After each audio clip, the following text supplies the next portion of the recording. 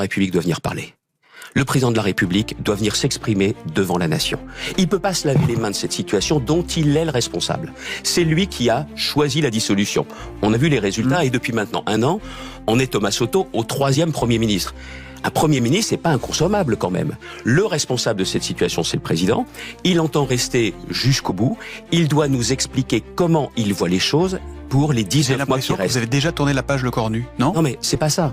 C'est que le choix. Vous êtes un opposant à Le Cornu aujourd'hui? Moi, je conteste cette politique depuis maintenant 8 ans. Donc et je sais qu'une chose, c'est qu'il faut clairement un opposant qui a toujours joué la carte de l'intérêt général et je ne changerai pas. Je jouerai toujours la carte de l'intérêt général. Au moment des Gilets jaunes pour sortir de la crise, c'est moi qui propose la fameuse prime qui deviendra la prime Macron. Et aujourd'hui, quand je viens à votre micro, c'est pour vous dire que je pense que le plan qu'avait fait François Bayrou, il faut qu'il change ce plan. Parce qu'il faut que ça aille mieux pour les Français. Mais je reviens vous disiez, attendez, vous disiez, c'est pas le bon plan, mais c'est la bonne somme. Vous dites encore, il faut économiser 44 milliards? La première des choses, le responsable de cette situation, c'est Emmanuel Macron.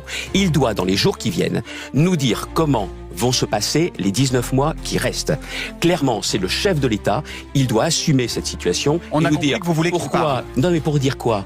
Mais comment il va réparer la situation? Est-ce qu'il est prêt à ce qu'on change fondamentalement de politique?